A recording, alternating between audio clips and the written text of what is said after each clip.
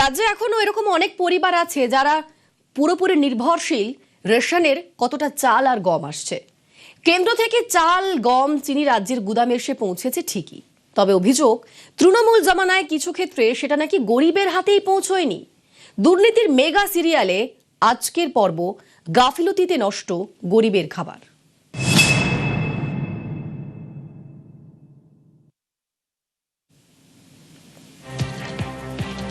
রাজ্যে এমন অনেক ঘর এখনো আছে যেখানে হাঁড়ি চড়বে কিনা তা ঠিক করে দেয় ওই মাসের রেশনের চাল আর গমের বস্তাটা। কেন্দ্র থেকে চাল, গম, চিনি রাজ্যের গুদামে এসে পৌঁছেছে ঠিকই, তবে অভিযোগ তৃণমূল জমানায় গরিবের হাতে পৌঁছয়নি। গোডাউনে পড়ে থেকেই নষ্ট হয়েছে প্রায় 1,34,00,000 চাল, গম, চিনি।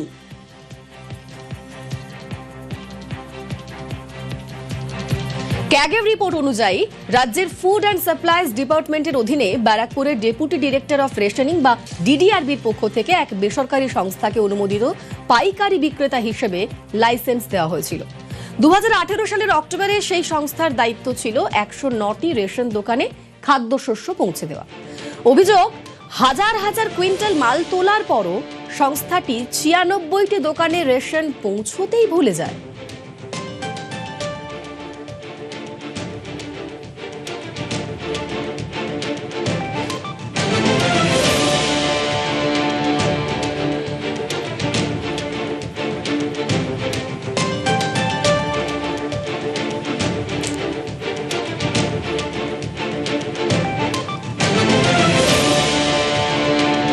ক্যাগের রিপোর্ট অনুযায়ী রাজ্যের ফুড অ্যান্ড সাপ্লাইজ ডিপার্টমেন্টের অধীনে ব্যারাকপুরের ডেপুটি ডিরেক্টর অফ রেশনিং বা ডিডিআরবির পক্ষ থেকে এক বেসরকারি সংস্থাকে অনুমোদিত পাইকারি বিক্রেতা হিসাবে লাইসেন্স দেওয়া হয়েছিল। 2018 সালের অক্টোবরে সেই সংস্থার দায়িত্ব ছিল 109টি রেশন দোকানে খাদ্যশস্য পৌঁছে দেওয়া। অভিযোগ, হাজার হাজার কুইন্টাল মাল তোলার পরও সংস্থাটি 96টি রেশন দোকানে রেশন পৌঁছতেই ভুলে যায়।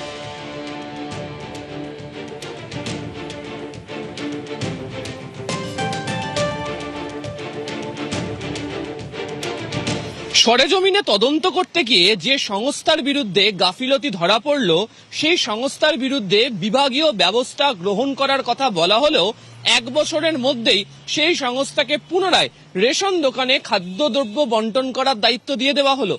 কেন দেওয়া হয়েছিল তা নিয়ে প্রশ্ন উঠতে শুরু করেছে। সিএজি রিপোর্টের তথ্য মোতাবেক ওই সংস্থাই যে 1 বছরের মধ্যে পুনরায় একই কাজের দায়িত্ব পেয়েছিল তা পরিষ্কার।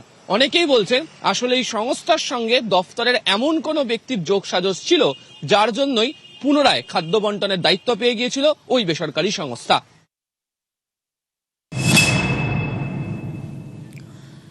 পরিস্থিতি খতিয়ে দেখতে কর্তা ব্যক্তিরা যখন বেসরকারি সংস্থার গোডাউনে ঢুকলেন, তখন দেখা গেল স্বাস্থ্যবিধির 12টা বেজে গিয়েছে, আর কোয়ালিটি কন্ট্রোল সে দূর থেকে হাত নেড়ে বিদায় নিয়েছে। অভিযোগ, খাদ্যশস্য এমন পরিবেশে মজুত করা হয়েছিল যা সরকারি নিয়ম অনুযায়ী খাদ্য সংরক্ষণের মানদণ্ড পূরণ করেনি।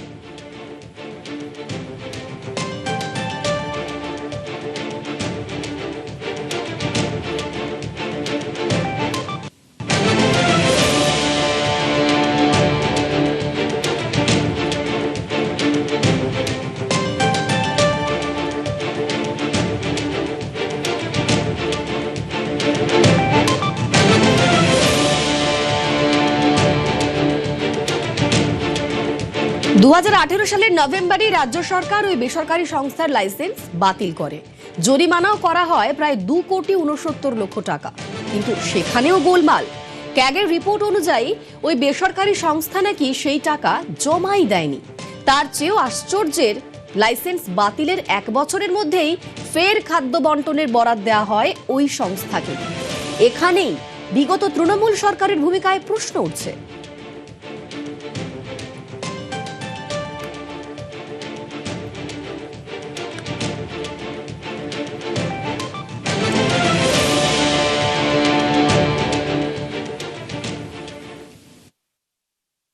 তৃণমূল আমলে দীর্ঘ সময় জুড়ে খাদ্য দপ্তরের বিভিন্ন ইস্যুতে বিরোধীরা নানা ধরনের অভিযোগ তুলেছিলেন এবং তাদের বক্তব্য ছিল খাদ্য দপ্তরে বিশেষত রেশন বন্টন সংক্রান্ত বিষয়ে নানা ধরনের দুর্নীতি হয়েছে এবং এক্ষেত্রে দাঁড়িয়ে যারা এই গোটা প্রক্রিয়াকে পরিচালনা করছেন তাদের বিরুদ্ধে বিভাগীয় ব্যবস্থা গ্রহণ করা হোক।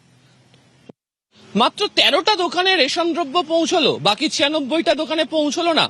এই তথ্য তো সহজেই খাদ্য দফতরের আধিকারিকদের কাছে পৌঁছে যাওয়ার কথা। সেই মোতাবেক ওই রেশন দোকানে গিয়ে যাকে বলা হয় ফিজিক্যাল ভেরিফিকেশন, সেটি করে কেন তারা খাদ্যদ্রব্য পাননি সেই সংক্রান্ত তদন্ত চালানোই যেতে পারত। অভিযোগ উঠছে এই রেশন দোকানগুলি থেকে কোনো ধরনের তথ্য সংগ্রহই সেই মুহূর্তে করা হয়নি। পরবর্তী সময় দীর্ঘ সময় পর যখন সেই তদন্তর প্রক্রিয়া শুরু হয় তখন জানতে পারা যায় যে সংস্থাকে খাদ্যদ্রব্য বন্টন করার ওই রেশন দোকানগুলিতে দায়িত্ব দেওয়া হয়েছিল, তারা তাদের গোডাউনে, যেখানে উপযুক্ত পরিকাঠামোই নেই এই ধরনের খাদ্যদ্রব্য রাখার, তারা ফেলে রেখেছিলেন। ফলে একদিকে যেমন ওই খাদ্যদ্রব্য পচে নষ্ট হয়েছে এবং রেশন দোকানগুলিতে সময় মতো খাদ্যদ্রব্য পৌঁছয়নি, একই রকম ভাবে রাজ্য সরকারেরও বিপুল টাকার ক্ষতি হয়ে গিয়েছে। ক্যাগের হিসেব অনুযায়ী প্রায় 6,318 কুইন্টাল খাদ্যশস্য সংগ্রহ করতে রাজ্যের খরচ হয়েছিল প্রায় 1,43,00,000 টাকা। এর মধ্যে খাদ্যশস্য তোলার সময় বেসরকারি সংস্থার পক্ষ থেকে মাত্র 9 লক্ষ টাকা দেওয়া হয়েছিল। ফলে রাজ্যের ক্ষতি হয় 1,34,00,000 টাকার। এটা হয়তো সরকারের কাছে একখানা সংখ্যা মাত্র, কিন্তু যে পরিবারগুলির প্রতি মাসে রেশনের চালটুকু পাওয়ার আশায় দিন গোনেন, তাদের কাছে এই ক্ষতিটা কিন্তু খাতার অঙ্ক নয়, এটা সোজা তাদের পেটে লাথি।